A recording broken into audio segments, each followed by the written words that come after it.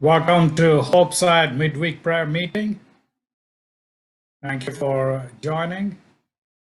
And so let us bring our petitions and let's come together to pray for one another.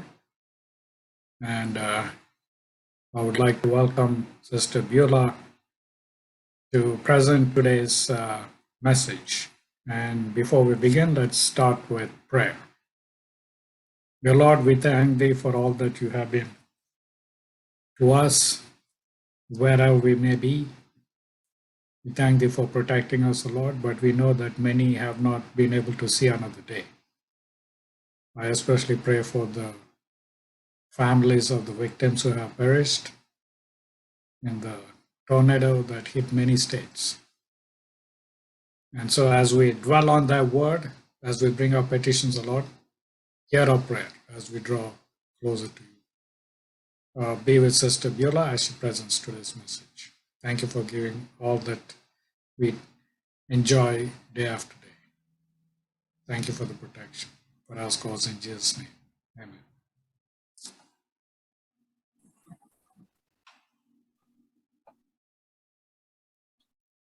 Good evening once again. I'm so happy to have another opportunity to study the Word of God with you all. So today we are going to see the part 2.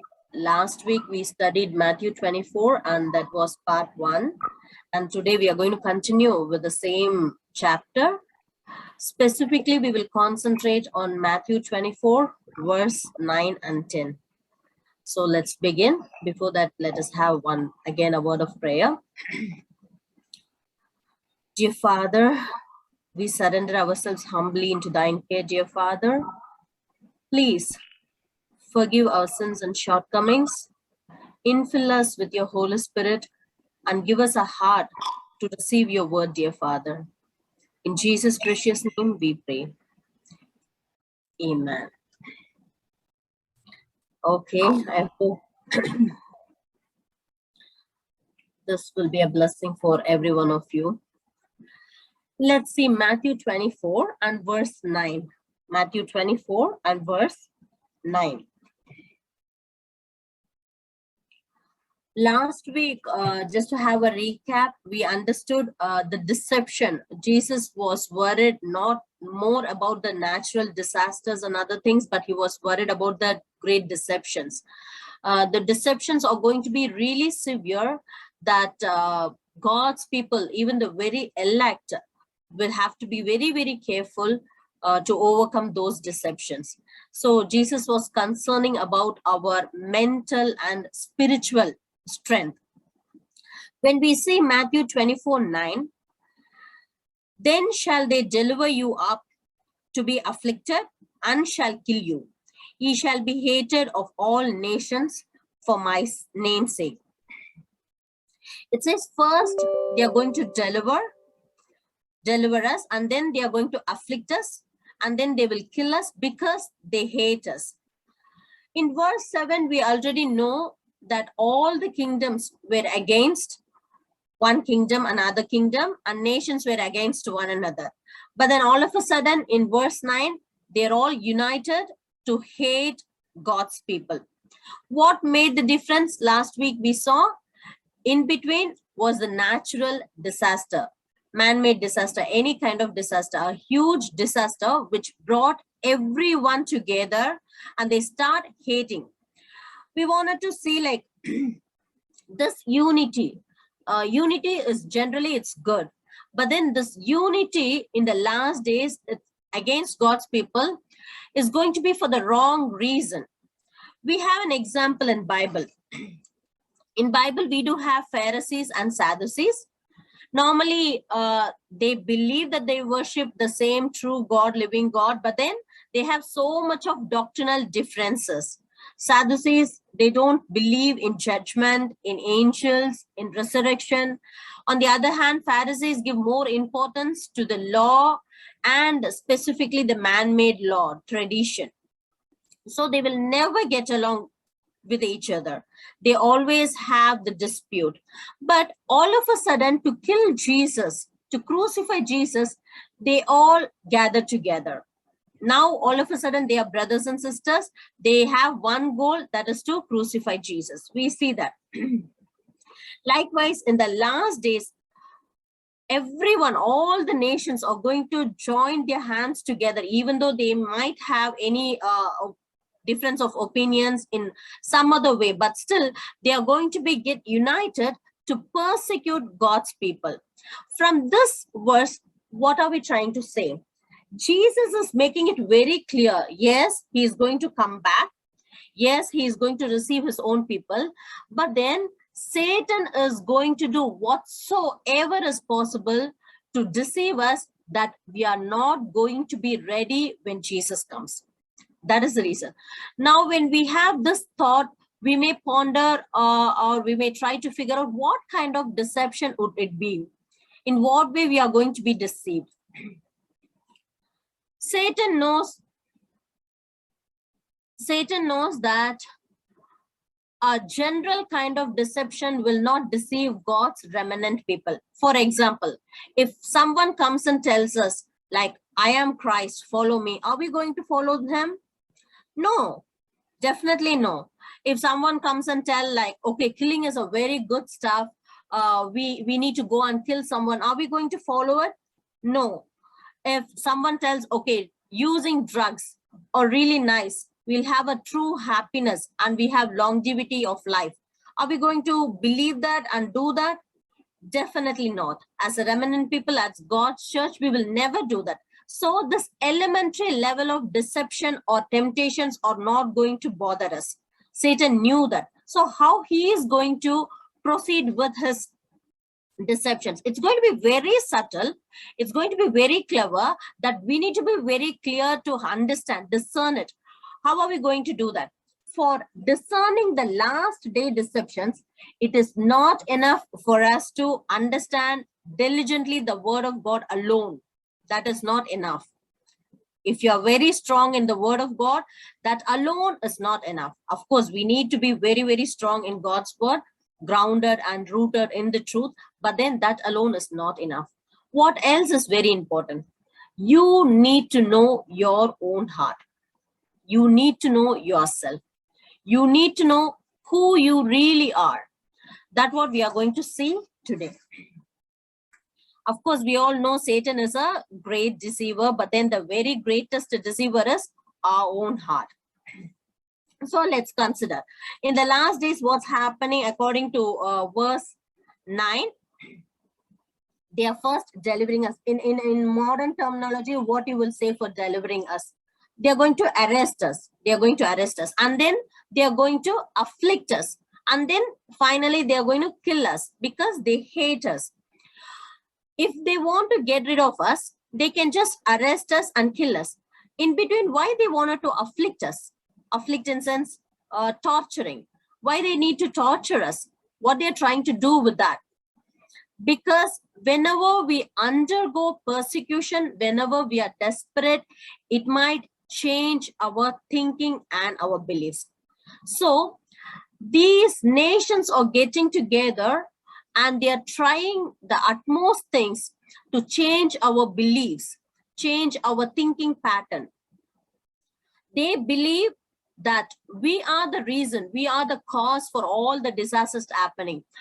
Because we believe certain things in certain ways, these things are happening. So this is going to happen in the final deception, last final moment. But how you will feel? Last week also we had the same question. If you know someone is hating you in your family, in your neighborhood, in your church, in your office or school, college, and you know that for sure, how you will feel? That will disturb you so much. You cannot eat properly, you cannot sleep properly, you will always have a kind of a disturbing feeling. But then here verse is telling they hate you, that they wanted to kill you. That is extreme hatred. I think many of us would have never experienced that kind of hatred till now. But in last days, we are going to experience that. For example, in our family, if someone hated so much that they wanted to kill us, how the thing will be. And on top of it, for something which we didn't do, we are innocent, we are totally innocent. Naturally, if you do something wrong and if you're condemned for that, what would be the natural response for any human being?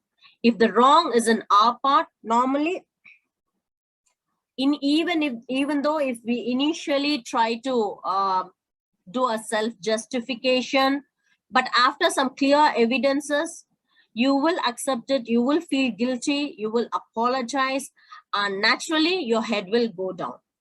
But then, in the other hand, if you're totally innocent and you know for sure you're falsely accused, very falsely accused, you're innocent, you're no way related to that issue, what would be, for any human being, what would be the natural response? How we would naturally respond? Maybe defensive. We will be very defensive. We might get angry. We might fight for it. We might fight to maintain our dignity. All these attitudes, using our voice, using our anger, all these attitudes, acts may be acceptable, maybe just because we are innocent. This is what is going to be Satan's deception in the last days. Because when we go through such a kind of trial, normally what Satan would suggest to us, normally what Satan would tell us, yeah, you don't deserve this. They are mistreating you. Fight for your dignity. Use your voice. Use your anger. Fight for your right.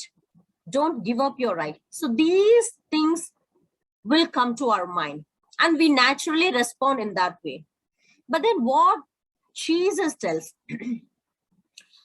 Jesus is our example for anything and everything. Jesus is our example. When we go to 1 Peter 2:21, 1 Peter 2:21. For even hereunto we are ye called, because Christ also suffered for us, leaving us an example that ye should follow his steps. Christ has given us an example where we have to follow his steps, specifically in the last days when we are treated or falsely accused, treated very badly, when we are totally innocent, when we are specifically standing in front of a religious leader and political leaders, when we are standing in front of a group of church people, family members, and falsely being accused continuously, how we need to respond. Jesus has given us an example, how he was responding in front of Caiaphas. When he was standing in front of Caiaphas, he was accused as a devil. He was falsely accused as a Sabbath breaker. Everything which was told against him was false accusation. But how he responded, that is the example we all need to have. But how that is possible? We may think, we need to be very quiet, we need to accept it, we need to hold our tongue, okay, we need not react, or we need not fight for our right. All these things, when we are hearing, it may be sounding like little light. Okay, I understand now. But then practically, it is not going to be that easy. Practically, it is not going to be that easy at all. Even if we try. Normally, when people try to hold their emotions back, what would happen? We always set a limit in our mind automatically. That will be triggered. So 10 times you will hold your patience, and the 11th time you will burst out as a volcano. There is a limit for everything. If you constrain yourself too much, you will surely burst out one day. So how are we going to handle this deception? How are we going to handle this situation? That is the reason God is telling to give your thinking and your feeling to God. This is possible only when you practice it every day in your day-to-day life. If things are getting bad, if your things are making you upset, if things are deliberately things are happening to provoke you, to whip your emotions, you need to really thank God, thinking that he is preparing you for the end days. And especially, who will prepare us in a very nice way? That is our family, our own family members, our own church members. They are the professional aggravators and provokers, because they know us better, how to provoke us. So when these bad situations come to our life, in day-to-day life, when we meet with these things, how we handle it daily, how we handle it, that makes us to be ready for the end time deception. If you're not ready today, if you easily get angry or if you easily get offended, then think what is. You're getting ready for the greatest deception and you're not getting ready for Jesus' second coming. Here, when we see in Matthew 24, verse 10 says, what is the reaction of the people? Let us read verse 10. And here we see what is the natural reaction for many of the people. Verse 10. And then many be offended and shall betray one another and shall hate one another. Here in this verse, when it says many, it is talking about God's people, God's remnant church people who were praying to God, who were singing in choir, who were eating in potluck, who were doing everything together. Those people, they are going to be offended. Why they are offended? And once if they are offended with all these false accusation and hatred and affliction, naturally what they will do next? Once if you are offended, they will betray one another. They will betray. All these while we were brothers and sisters. And once the persecution has come, we are betraying one another. And then finally, they will hate one another. So this is going to be the reaction of many. It's not talking about few people, many. We need to be really careful. If you are easily getting offended today, then we may be in that group tomorrow. So we may be really careful. When we think about this offended, betraying and hating, we will see, is there any example where we can understand it better? What kind of Christians are going to get offended so easily? What kind of Christians are there? We will see Matthew 13. I know Matthew 13 is completely talking about 7 parables, beautiful parables. In that one parable is talking about sower sowing the seeds in different lands, in different grounds. A wayside, stony place, thorny place, and a good ground. Now we don't have much time to get in detail for all the 4 grounds, but then one place we will consider for today's meditation, that is stony place. When we take Matthew 13, verse 5 and 6, Matthew 13, verse 5 and 6, it says, some fell upon stony places where they had not much earth, and forthwith they sprang up, because they had no deepness of earth. And when the sun was up, they were scorched, and because they had no root, they withered away. When Jesus told this parable, he interpreted himself in verse 20 and 21. Let us see the interpretation. But he that receiveth the seed in stony places, the same is he that heareth the word, and with joy receive it. Yet he not root himself, but dureth for a while. For when tribulation or persecution ariseth because of the word, by and by he is offended.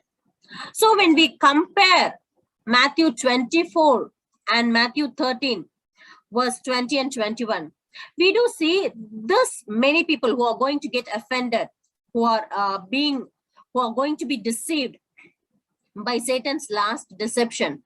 They are the people who happily received the word of God, who showed so much of interest towards word of God, who received the truth with joy. They are the people who received the truth with joy, so much of joy.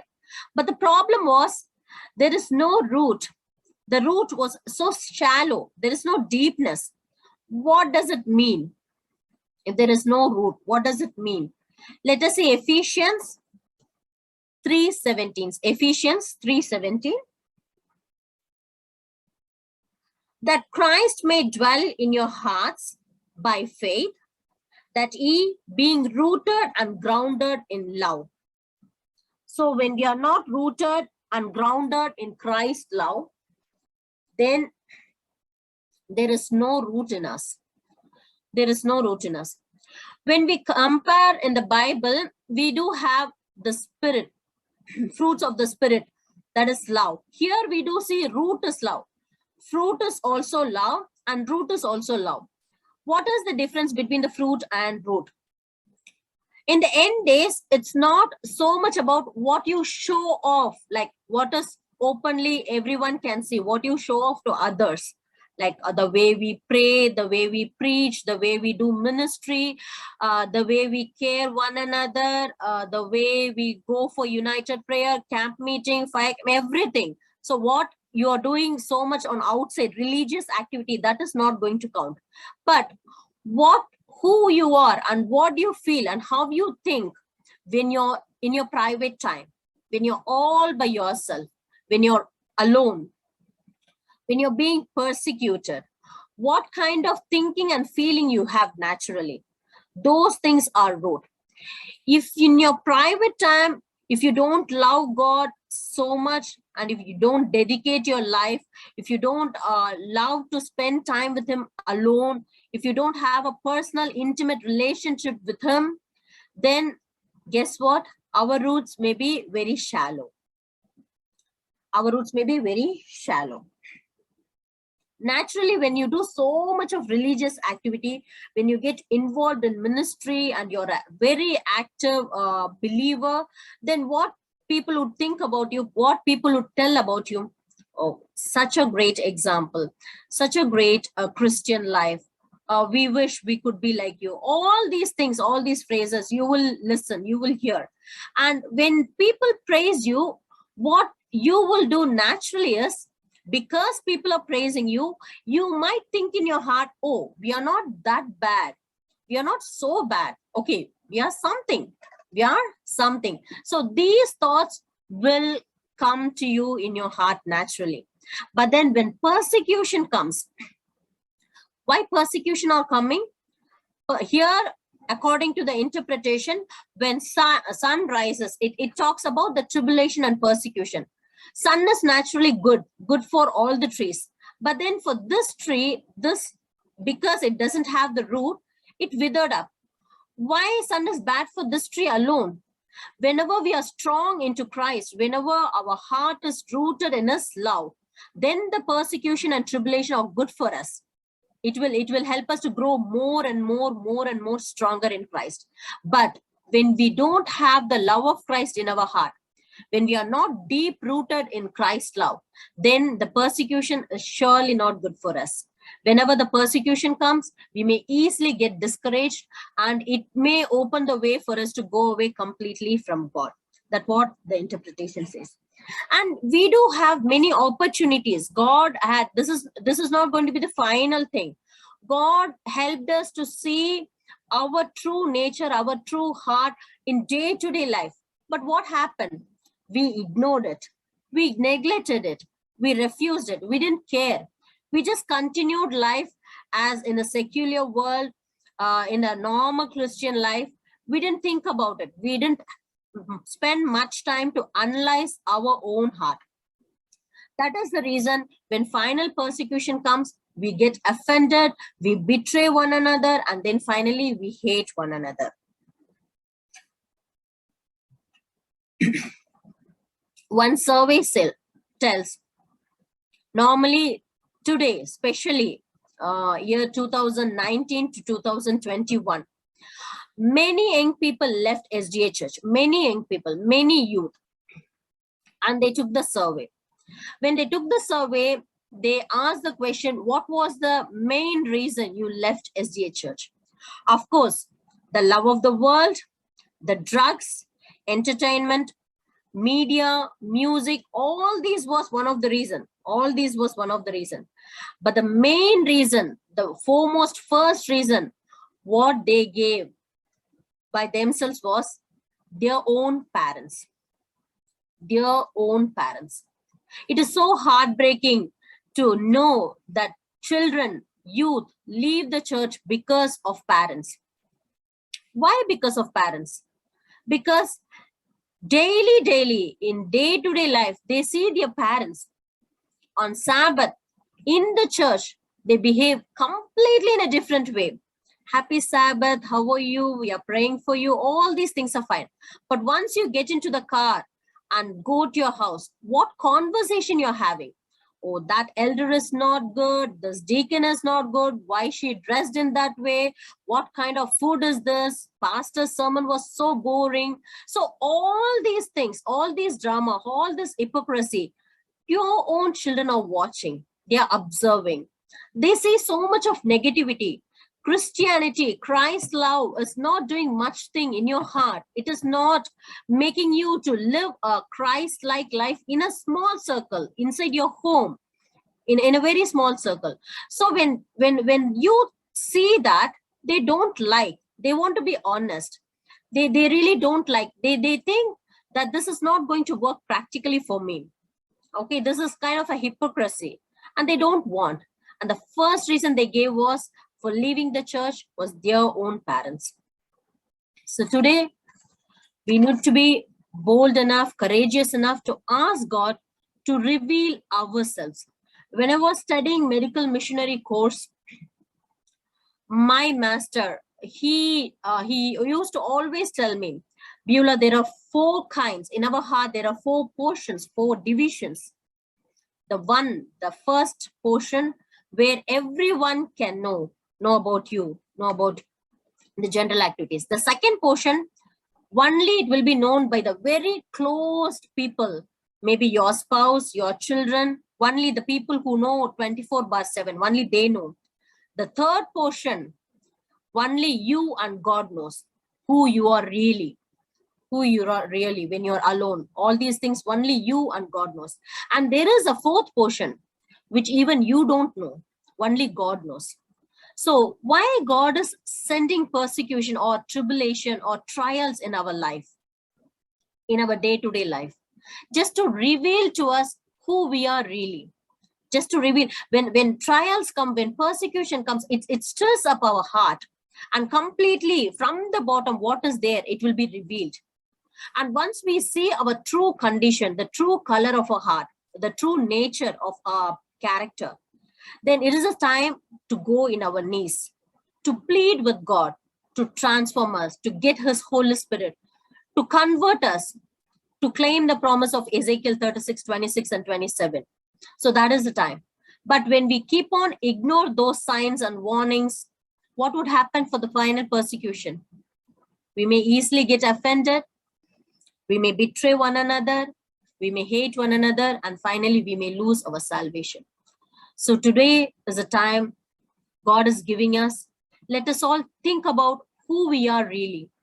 Let us courageously go to the throne of God and ask God, dear Father, whatsoever it takes,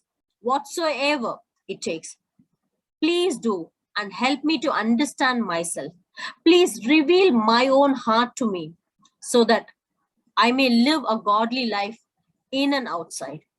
So with this points in our mind, let us keep our sisters and brothers who are in church in prayer, and let us all humble ourselves in the throne of God, and let us prepare ourselves to get ready for the final deception.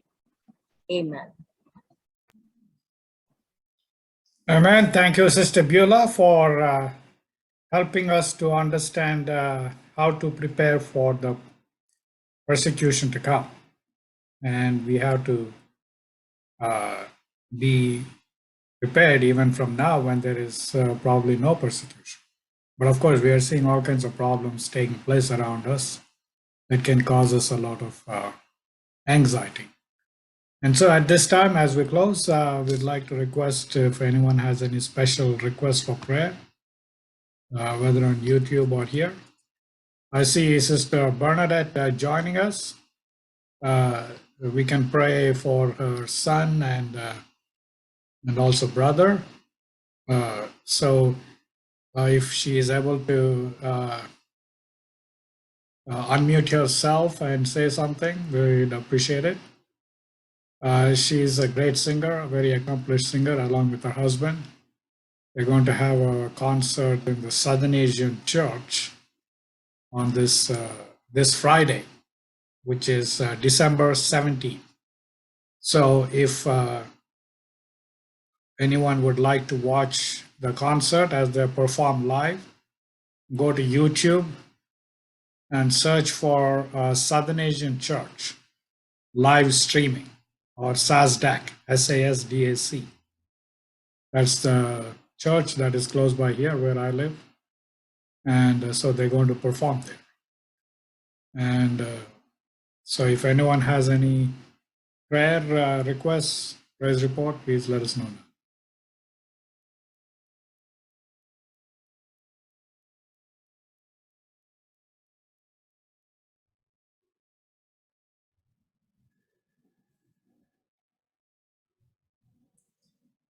Okay, if there are no prayer requests, then we can close. I will pray again, and Sister Beulah will close out.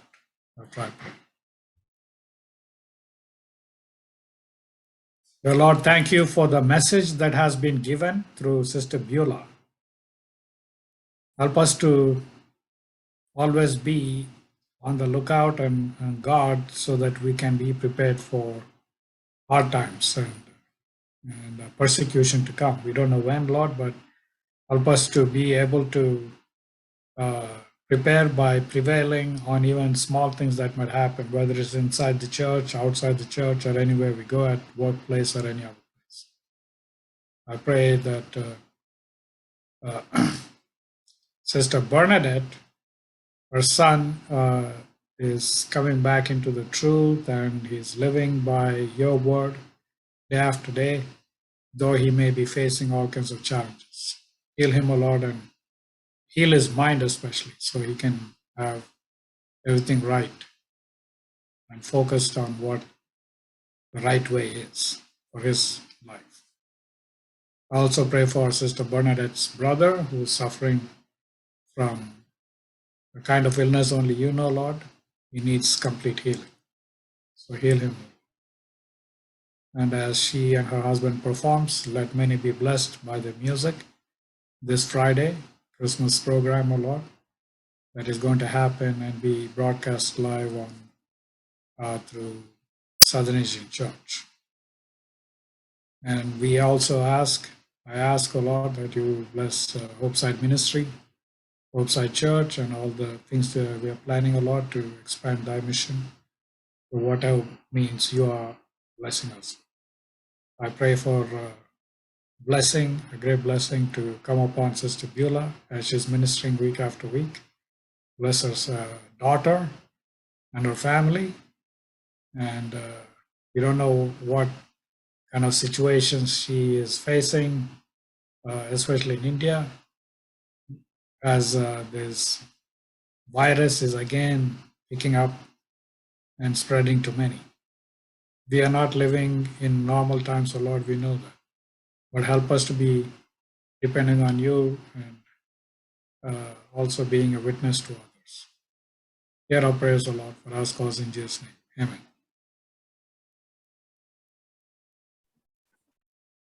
Let's pray.